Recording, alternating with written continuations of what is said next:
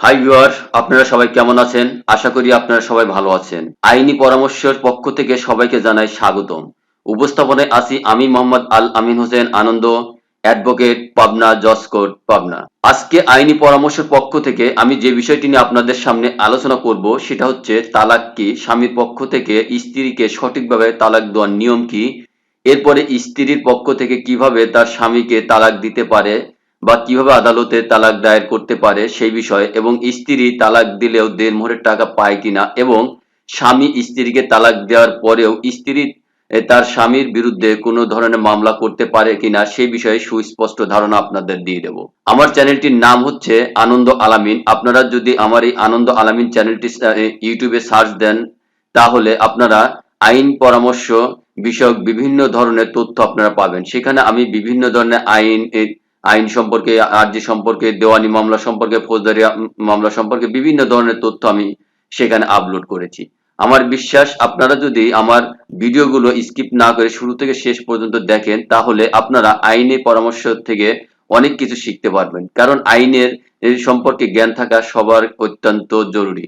কারণ আইন সম্পর্কে যদি আপনার জানা থাকে তাহলে আপনি অনেক বিপদ সহজেই সেটা মোকাবেলা করতে পারবেন। তাহলে চলুন আর কথা না বাড়িয়ে আজকে আমরা যে বিষয় নিয়ে আলোচনা করব তালাক সম্পর্কে, অর্থাৎ তালাক সম্পর্কে আজকে বিস্তারিত আপনাদের সামনে তুলে ধরবো।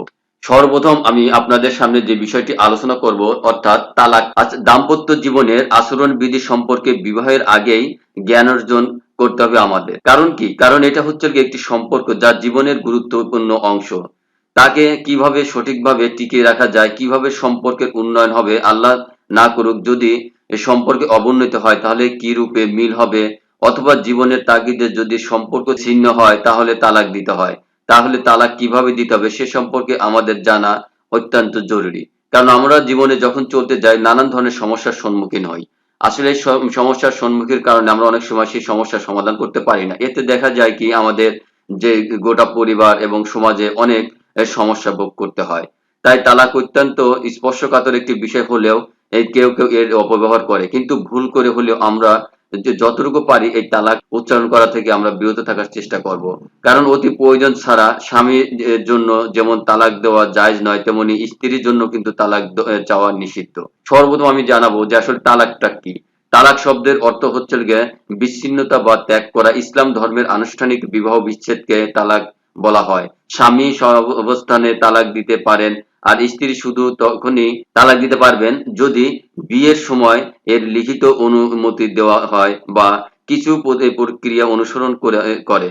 আর শরীয়তের পরিভাষায় তালাক অর্থ বিবাহের বাঁধন লুকিয়ে তুলিয়া বা খুলিয়া দেওয়া, বা বিবাহের শক্ত বন্ধন খুলিয়া দেওয়া, স্বামী স্ত্রীর সকল সম্পর্ক ছিন্ন করে দেওয়া। অর্থাৎ আমরা এখানে স্ত্রী তখনই তাকে তার স্বামীকে তালাক দিতে পারবে যে কাবিন নামার 18 নম্বর ঘরে যে উল্লেখ রয়েছে সেই ঘরে যদি স্বামী তার স্ত্রীকে তালাক দেওয়ার জন্য এই যে তাকে ক্ষমতা অর্পণ করে, অথবা কিছু কিছু কারণ আছে সে কারণেও স্ত্রী তার স্বামীকে তালাক দিতে পারবে। এখন আমরা জানবো যে স্বামীর পক্ষ থেকে স্ত্রীকে তালাক দেওয়ার সঠিক নিয়ম।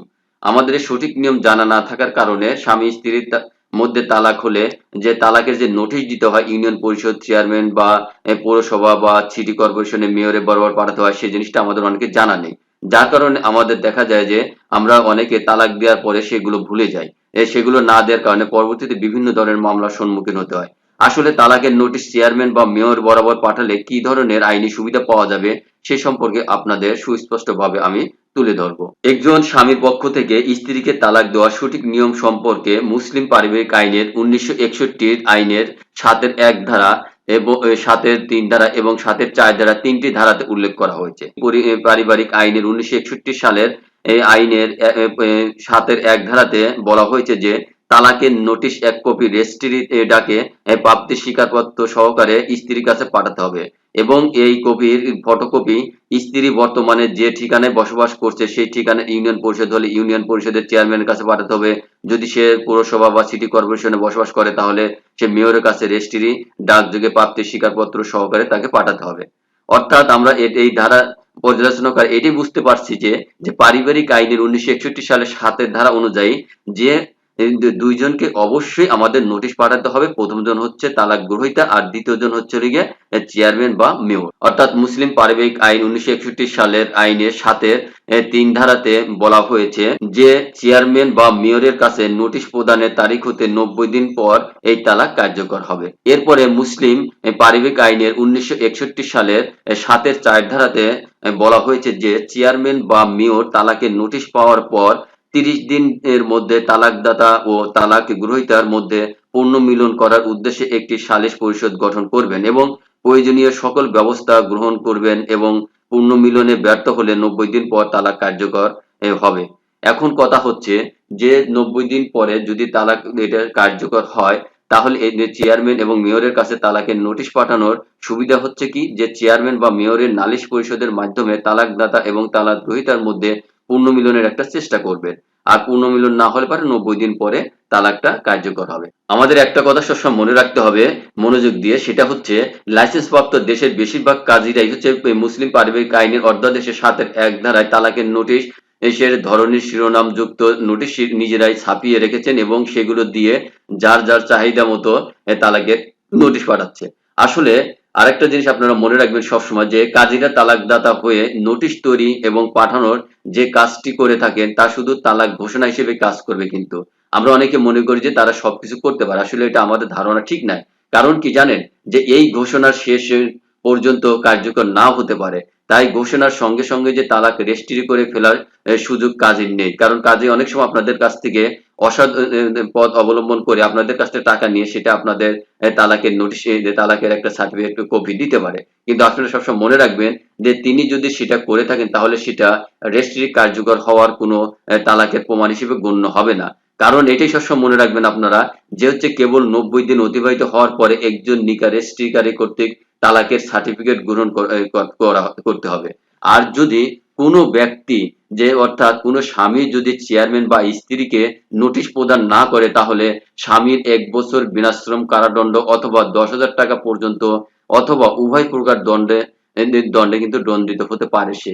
কিন্তু তালাক তবুও কিন্তু বাতিল হবে না। কারণ কি জানেন ওইটাও তালাক কার্যকর হবে। কারণ একটাই যে হচ্ছে 1961 সালের মুসলিম পারিবারিক আইনের অধ্যাদেশের কোথাও কিন্তু নোটিশ প্রদান না করলে তালাক হবে না এই ধরনের কোনো বিধান নেই। একজন স্ত্রীর পক্ষ থেকে কিভাবে স্বামীকে তালাক দেওয়া যাবে সেটার সঠিক নিয়ম সম্পর্কে আমি এখন আপনাদেরকে ধারণা দেব। অর্থাৎ একজন স্ত্রী যে স্বামীকে তালাক দেওয়ার ক্ষমতা রাখে সেই বিষয়ে আমি আপনাদের এখন তুলে ধরবো। একজন স্ত্রীর পক্ষ থেকে স্বামীকে তালাক দেওয়ার সঠিক নিয়ম সম্পর্কে মুসলিম বিবাহ বিচ্ছেদ আইনের 1939 আইনের বর্ণিত 9টি কারণের যে কোনো এক বা একাধিক কারণে আদালতে বিবাহ বিচ্ছেদের জন্য আদালতে মামলা দায়ের করতে পারেন। প্রথমত হচ্ছে যে স্বামী 4 বছরের অধিক সময় যদি নির্দোষ থাকে তাহলে, আর দ্বিতীয়ত হচ্ছে 2 বছর যাবত যদি স্ত্রীর ভরণপোষণ দিতে স্বামী ব্যর্থ হয়। এরপরে তৃতীয়ত হচ্ছে স্বামী 1961 সালের মুসলিম পারিবারিক আইনের বিধান ও লঙ্ঘন করে যদি অতিরিক্ত স্ত্রী গ্রহণ করে সেক্ষেত্রে। এরপরে চতুর্থত এই যে স্বামী যদি 7 বছর বা তার বেশি সময় যদি কারাদণ্ডে দণ্ডিত হয় তাহলে সেক্ষেত্রে। যে পঞ্চমত হচ্ছে কোনো যুক্তিসঙ্গত কারণ ছাড়াই যদি 3 বছর ধরে স্বামী তার দাম্পত্য দায়িত্ব পালনে ব্যর্থ হয় তাহলে সেক্ষেত্রে। এছাড়া ষষ্ঠত হচ্ছে গিয়ে স্বামী বিয়ের সময় যদি পুরুষত্বহীন থাকে। এরপরে সপ্তম হচ্ছে যে স্বামী 2 বছর ধরে পাগল থাকলে অথবা তার স্বামীর যদি মারাত্মক যৌনব্যাধিতে আক্রান্ত হয় সেক্ষেত্রে সে তালাকের জন্য মামলা দায়ের করতে পারে। এছাড়া নাবালিকা অবস্থায় বিয়ে হয়ে থাকলে অথবা সাবালকত্ব লাভের পর অর্থাৎ 18 বছর পূর্ণ হওয়ার পরে স্ত্রী বিয়ে অস্বীকার করলে। কিন্তু এক্ষেত্রে সবসময় মনে রাখতে হবে স্বামীর সাথে যদি যৌন সম্পর্ক স্থাপিত হয়ে থাকে তাহলে কিন্তু এই মামলা দায়ের করা যাবে না।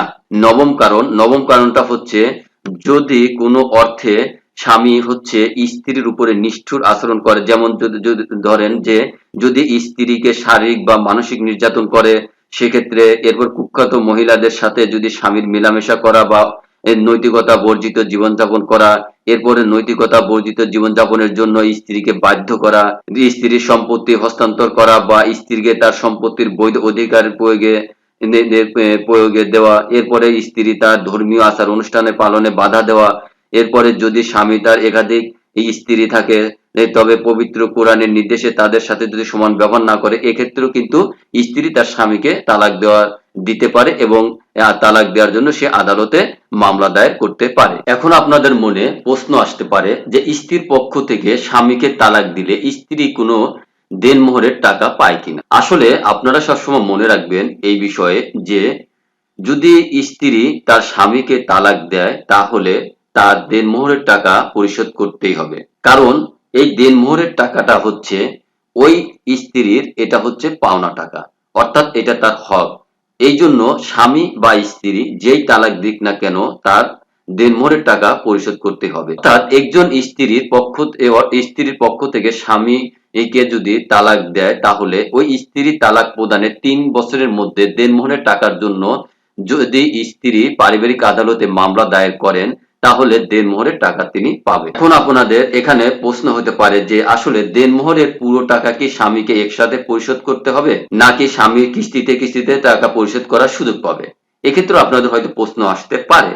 সেক্ষেত্রে আমি বলবো যে আসলে স্বামীর দেনমোহরের টাকা কিস্তিতেও পরিশোধ করার সুযোগ পাবে। এক্ষেত্রে স্বামীর আর্থিক অবস্থা বিবেচনা করে আদালত দেনমোহরের টাকা কিস্তিতে পরিশোধ করার জন্য আদেশ দিতে পারে। কিন্তু ওই স্বামীকে তাকে যেভাবেই হোক ওই স্ত্রীর দেনমোহরের টাকা তাকে পরিশোধ করতেই হবে। সেটা যদি তার সম্পদ ক্রয় করে হয় অথবা তার সম্পদ যদি নিলামে বিক্রি করে হয় তাও কিন্তু আদালত ওই স্ত্রীর দেনমোহরের টাকা পরিশোধ করার আদেশ দিবেন। আমরা এখন জানবো যে স্বামী তার স্ত্রীকে তালাক দিলে কোন ধরনের মামলা দায়ের করতে পারেন সেই সম্পর্কে আমি আপনাদের সামনে স্পষ্টভাবে এখন তুলে ধরার চেষ্টা করব যে আসলে স্বামী তার স্ত্রীকে তালাক দেওয়ার পরেও ওই স্ত্রী তার স্বামীর বিরুদ্ধে কোনো ধরনের মামলা করতে পারে কিনা সে সম্পর্কে আপনাদের হয়তো অনেকের জানা আছে অথবা অনেকের জানা না থাকলে আপনারা অনেক উকিলের দ্বারস্থ হন।